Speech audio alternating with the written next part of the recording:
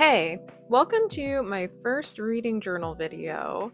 I'm just going to start with a quick flip through of what's already in this notebook because I've been using it for almost a year now, just like making a little spread for each book and writing down my thoughts and giving it a rating.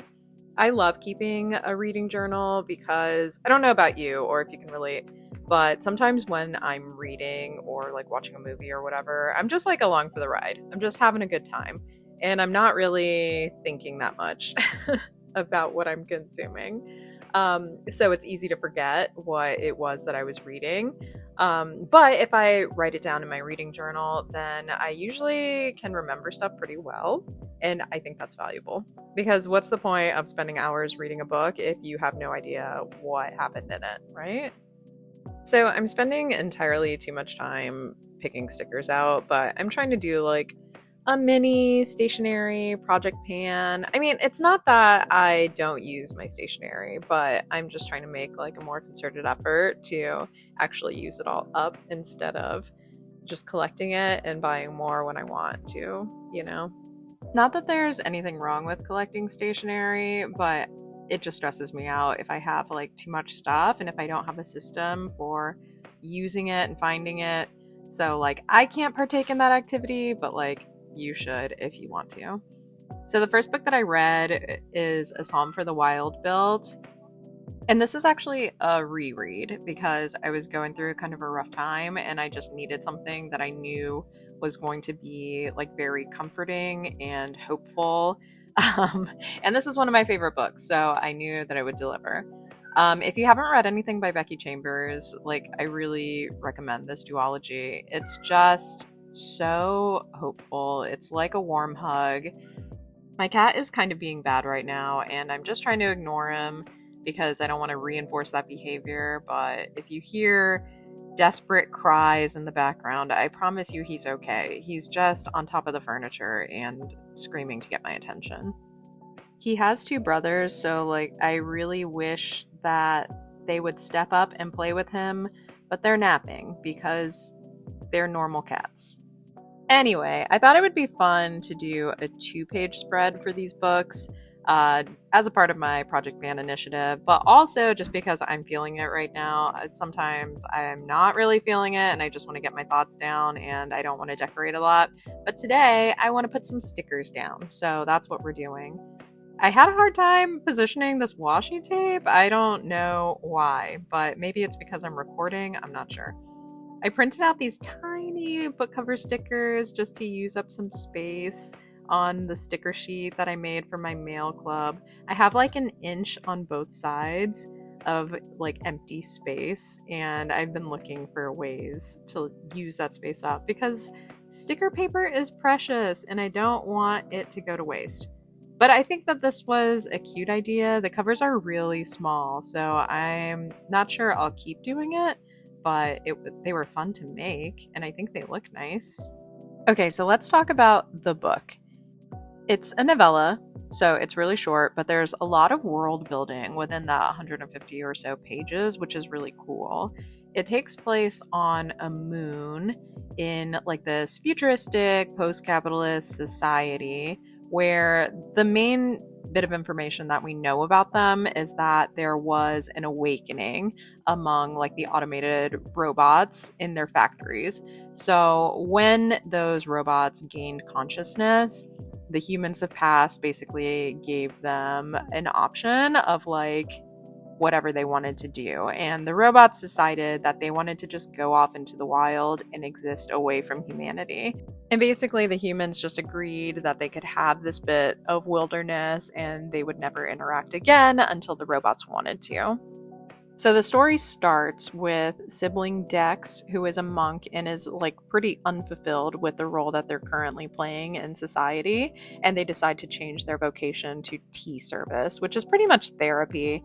They just want to travel around to the outer towns and make tea for people, listen to their problems, and give them a place to unwind and relax. But after years of like perfecting this art and becoming so loved and so necessary to all of these outer towns, Dex becomes unfulfilled again. You know, they're burnt out, they're tired all the time. They want to hear cricket song, even though crickets are extinct in most of the moon. So they go on a trip to find crickets and listen to their song. And on that trip, they come across a robot that's named Splendid Speckled Mosscap, or Mosscap for short. And it's on this journey to like discover what humans need so that it can go back to its robot brethren and tell them all about it. But the book is basically just Dex and Mosscap on their separate journeys. Mosscap wondering what humans need, Dex trying to figure out what they need.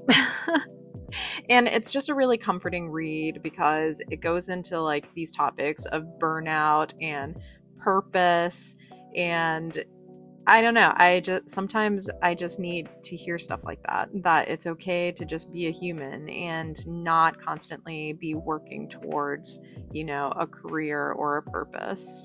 Becky Chambers just did a really great job of building this world that feels so real but so foreign and unattainable, honestly.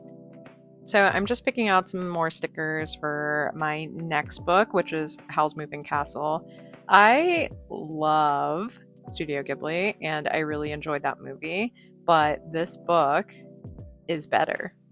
Hear me out. I don't want to just like compare the book to the movie because I don't know, that doesn't seem necessary, but the book was so much more magical than the movie was, and the parts that I didn't really enjoy from the movie, like the huge war and Howl turning into that giant bird, that just wasn't really present at all, and I really appreciated that.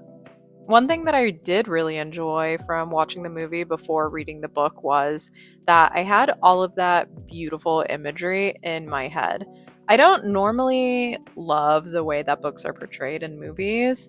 Like, I don't know if it's just the way that my imagination is, but a lot of the time when I watch a movie adaptation, I'm like, oh, that's not really what I was picturing. Like, that's underwhelming. But the movie was so beautiful. Like the art style, the music that was in it, everything was so beautiful and well done, especially that like scene in the meadow of flowers, that it was just really nice to have that amazing like grand imagery in my head when I was reading this book. So the story is pretty similar. You have your main character, Sophie, who's pretty bored with her life.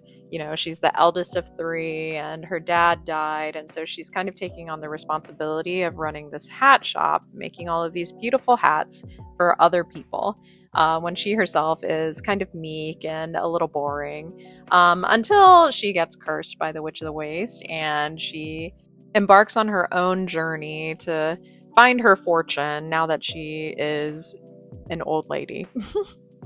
She comes across Howl's Moving Castle and bullies everybody inside to letting her stay. And she just has all of these new adventures now that she's living with a wizard, and she's practicing her own magic, even though she doesn't realize that she is until close to the end of the book. The writing style was pretty silly, and there's not a whole lot of conflict in the book. Like, there are a lot of emotions because Sophie and Howl are very dramatic, but the conflict itself is not like anything crazy, which was fantastic to read because I was already all in my emotions. So I didn't need drama. I just needed something silly and comforting and happy, and this book delivered. I did really enjoy all of the magic in the story. Like, the Witch of the Waste, legitimately bad person. She's doing some crazy stuff. There was no redemption arc for her. She just goes down being bad. And I don't want to like spoil the ending or anything, so I won't go into detail, but trust me, just it was pretty messed up. I don't know if this is a children's book. I feel like it is. That's kind of how it read. I didn't look into this at all before I started reading or after I read it. But it is a part of a series, and I'm going to read the next book. And I'm excited to hear about what other antics Sophie and Howl are getting into. So, yeah, those were the two books that I read in May. After my layoff, I kind of took a break from reading. I think my brain was just kind of busy and I just wasn't taking in any information, from the trauma or whatever.